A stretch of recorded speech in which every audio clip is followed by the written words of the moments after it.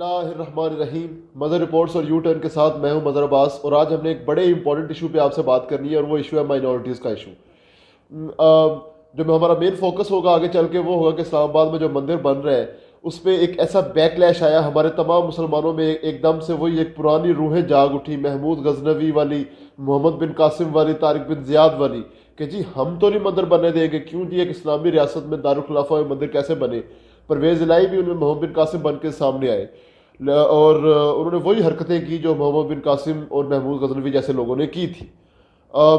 اچھا خیر، وہ آگے چل کے ہم بات کریں گے. فی الحال ہم مائنورٹیز کے اوپر تھوڑی سی بات کر لیتے ہیں. آپ کو ایک بڑی مزیدار باتیں بتاتا ہوں. ہر سال 5,000 ہندو پاکستان سے ہجرت کر جاتا ہے. کیوں ہجرت کر جاتا ہے؟ آپ کے سلوک سے تنگ آ کے ہر سال 5,000 ہندو پاکستان سے نکل جاتا ہے. ہر سال تقریباً 1,000 ہندو اور کرسچن لڑکیوں کا ریپ کیا جاتا ہے، یا ان کو کنورٹ کیا جاتا ہے، زبردستی مسلمان کر دیا جاتا ہے. یہ سندھ کے فگرز آپ کو بتا رہا ہوں. اچھا، مجھے ایک منطق نہیں سمجھ آتا. میں نے کبھی یہ نہیں سنا کہ تھر پارکر میں، عمر کوٹ میں، یا یہ جو سندھ کے جو بیکورڈ ایریاز ہیں اس کے اندر کبھی کوئی لڑکا، کوئی ہندو لڑکا، کوئی ہندو سکھ لڑکا اسلام سے متاثر ہو کے مسلمان ہوا ہو. 13 سال، 14 سال، 15 سال کی معصوم لڑکیاں جنہیں ابھی دین اسلام کا کچھ پتہ ہی نہیں ہے، یا 40 سال کے بابے ہو جاتے ہیں انہیں دین کا کچھ پتہ نہیں ہوتا. آپ ایک 13 سال، 14 سال کی غیر مسلم لڑکی سے ایکسپیکٹ کر رہے ہیں کہ وہ دین کو مکمل سٹڈی کرے گی اور اس کے بعد وہ مسلمان ہو جائے گی. بڑی حیرت انگیز بات ہے. اور وہ مسلمان ہو جاتی ہے، اور اس کے بعد اس کی شادی ایک 44 سال کے بابے کے ساتھ کرا دی جاتی ہے جو پہلے سے 2 بیویوں کا شوہر ہوتا ہے اور 4 بچوں کا باپ ہوتا ہے. تو یہ ایک بڑی جناب حیران کن بات ہے، بڑی پریشان کن بات ہے. اور آپ کیا کرتے ہیں بدلے میں جناب؟ آپ کے کیوں ہمارے پاکستان کے اندر اس فورس کنورژن کے اوپر کوئی قانون موجود نہیں ہے. پریشان کن بات اور تکلیف دہ بات یہ ہے کہ ہمارے پاکستان کے اندر فورس کنورژن کے اوپر کوئی قانون موجود نہیں ہے. صرف ایک ڈیفنس میں صرف ایک قانون ہے جس کے اوپر یہ لوگ بیچارے جا سکتے ہیں کورٹ میں، اور وہ یہ ہے کہ ارلی میرج. اب ارلی میرج میں آپ کتنا ڈیفینڈ کریں کسی کو؟ تو وہ بوڑھے ماں باپ بیچارے، آپ تھر پارکر میں جا کے ان سے پوچھیں کہ آپ اپنی بچیوں کو تعلیم کیوں نہیں حاصل کرنے کے لیے بھیجتے اسکول میں. وہ کہتے ہیں جی ہم بچی کو اسکول میں تعلیم حاصل کرنے کے لیے بھیجیں، وہ اٹھائی جائے گی، زبردستی اس کا مذہب بدل دیا جائے گا. ہم کس کی ماں کو ماسی کہیں گے؟ تو یہ ایک ایسی بات ہے جس پہ ہمیں سوچنے کی ضرورت ہے. یار آپ ہر بندے کی زبان کے اوپر ایک آیت بڑی مشہور ہے جی، لا اکراہ فی الدین، لا اکراہ فی الدین. لا اکراہ فی الدین کا مطلب بھی پتہ ہے کسی کو؟ خیر، آگے بڑھ کے اس کی مزید تشریحات کی جائیں گی. شکریہ.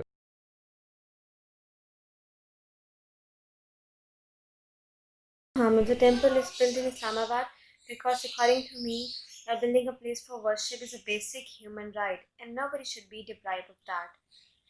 مندر بالکل بننا چاہیے پاکستان میں. جو اگر مسلمان عیسائیوں کے ممالک میں جا کے مساجد بنا سکتے ہیں، انڈیا میں مساجد بن سکتی ہیں، تو پاکستان میں مندر بالکل بن سکتا ہے. علیکم. میرے خیال سے ٹیمپل بننا چاہیے because in a democratic government and in Islam there is respect for the rights of minorities. Thank you. Islamabad میں ہندوؤں کے لیے ایک ٹیمپل بنایا جائے، کیونکہ Islam is a peaceful religion. There is no place for fanaticism in Islam. السلام علیکم. میں دانش علی. آپ نے بھی پبلک پوائنٹ آف ویو بھی دیکھا، مظہر بھائی کو بھی سنا آپ نے. میں آپ کے ساتھ چند انفارمیشن شیئر کروں گا. امید واسق ہے کہ ان انفارمیشن کے بعد آپ کو اس مسئلے میں کشیدگی کم ہونے کے اثرات لازمی نظر آئیں گے، وہ حضرات جو اس ویڈیو کو دیکھیں گے. سب سے پہلے ہم نے ایک رف کیلکولیشن کی ہے، وہ آپ کے ساتھ شیئر کرتے ہیں. اس کے مطابق پاکستان کی کل آبادی 210 ملین ہے، اس میں ہندو کمیونٹی 8 ملین ہے. پاکستان کا سالانہ ٹیکس 3,72,000 کروڑ روپے ہے. اگر ہم ہندو کمیونٹی کے ٹیکس کی ریشن نکالیں وہ بنتی ہے 14,100 کروڑ روپے. دوسری طرف مندر کے لیے 10 کروڑ روپے مختص کیے گئے تھے. اس انفارمیشن کا مقصد میرے باپ کے پیسوں سے بن رہا ہے، میرے ٹیکس سے بن رہا ہے، مسلم کے ٹیکس سے بن رہا ہے. بھائی انڈین کمیونٹی خود 14,100 کروڑ روپے دے رہی ہے، تو یہ مندر ان کے اپنے پیسوں سے بن رہا ہے. ہم نہیں کہہ سکتے یہ ہمارے پیسوں سے بن رہا ہے. آگے چلنے سے پہلے میں آپ کو بتانا چاہوں گا، انڈیا پنجاب کے گاؤں براسلا ضلع کرنال کرنال ہریانہ میں سکھ کمیونٹی بطور اکثریت ہونے کہ انہوں نے مسلم کمیونٹی کو ایک مسجد کی بنیاد رکھ کر دی، جو کہ بہت ہی اچھا اور آسن قدم ہے۔ اس سے اکثریت کو پتہ چلتا ہے کہ اس کا رائٹ ہے، اگر اقلیت کو کسی چیز کی ضرورت ہے تو وہ ان کا حق دیں۔ ہماری طرف کیا ہوتا ہے؟ ہماری طرف یہ ہوتا ہے کہ ہمارے لوگ مذہب کے نام پہ اتنی عبادت نہیں کرتے جتنی نفرت کرتے ہیں۔ نفرت اس طرح، کافر کو ریسٹ ان پیس نہیں کہہ سکتے آپ، یہودی کو ملک میں نہیں آنے دے سکتے، مندر نہیں بننے دیں گے، چرچ نہیں بننے دیں گے، اگر بن رہا ہے تو گرائیں گے۔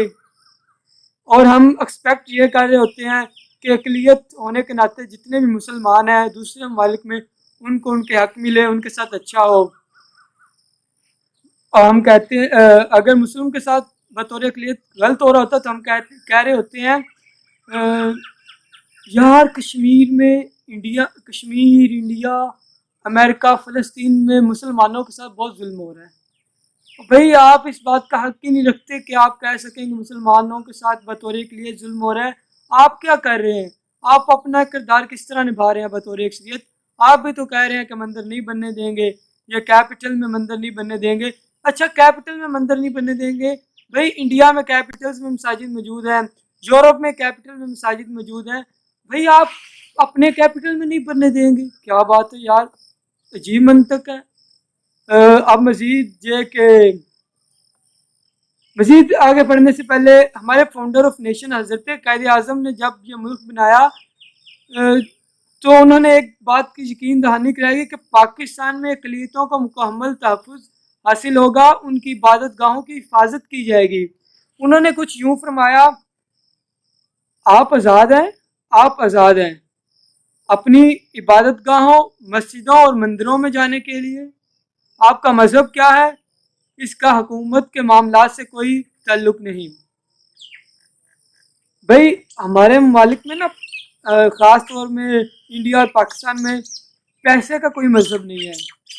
پاکستان کے ٹاپ کے وائن ایکسپورٹرز انہوں نے سرکاری کاغذات میں خود کو کرسچین یا ہندو شو کیا ہے، حالانکہ وہ بطور خود مسلمان ہیں اور پاکستان اور مسلمان ہے، جبکہ دوسری طرف انڈیا میں ٹاپ کے بیف ایکسپورٹرز نے خود کو سرکاری کاغذات میں مسلمان شو کیا ہے، حالانکہ وہ ہندو ہیں۔ تو بھائی پیسے کا کوئی مذہب نہیں، ہم پیسے کے لیے مذہب اور نام چینج کرنا ہمارے لیے کچھ بڑی بات نہیں، کیونکہ ہم یہ کر لیتے ہیں، بہت ایزی ہے ہمارے لیے۔ اور مذہب کے نام پہ عبادت کرنا بہت مشکل ہے یار، لیکن مذہب کے نام پہ نفرت کرنا اور مندر نہ بننے دینا ہمارے لیے بہت ایزی ہے۔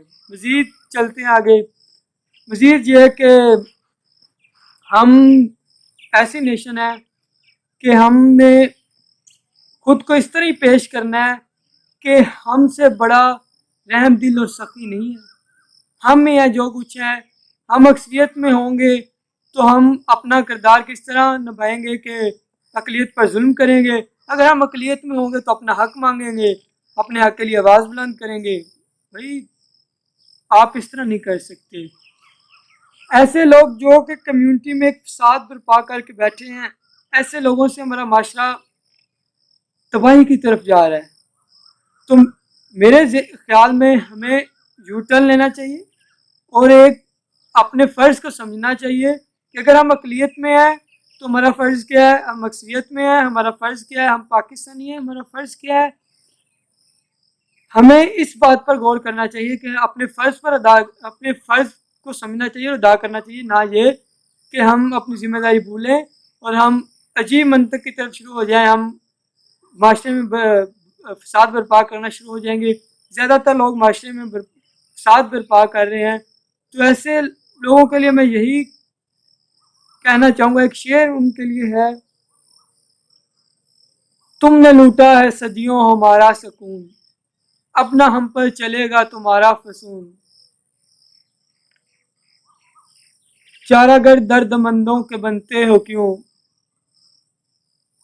تم نہیں چارہ گر کوئی مانے مگر میں نہیں مانتا میں نہیں جانتا۔ تو ایسے لوگوں کی جتنی حوصلہ شکنی ہو سکے کرنی چاہیے، کیونکہ یہ لوگ ہمارے معاشرے کی تباہی کا سبب بن رہے ہیں اور دنیا کے سامنے ہمیں ایک ایسی بک میں پیش کر رہے ہیں کہ بک کور اندر سے تو کیا کور سے بھی دوسرے لوگوں کو اچھی نہیں لگ رہی. تو ایٹ لاسٹ میں یہی کہنا چاہوں گا کہ پلیز ذرا سوچئے سمجھیے, دین میں جبر نہیں ہے, آپ اکثریت میں ہیں, اپنے فرض کو سمجھیے اور اس کو ادا کیجیے اور معاشرے میں فساد برپا مت کریں. اقلیت اور اکثریت میں اتنا فرق نہ کر دیں کہ ہم صرف اپنی پہچان کو محبت کریں, دوسروں کی پہچان کی عزت بھی نہ کریں بلکہ ان کی بے عزتی کرنا شروع کر دیں. ایٹ لاسٹ میں یہی کہ امید واسق ہے کہ آپ اکثریت ہونے کے ناطے اپنے حق و فرض کو سمجھیں گے اور اس پر عمل پیرا ہونے کی کوشش کریں گے. Thank you very much.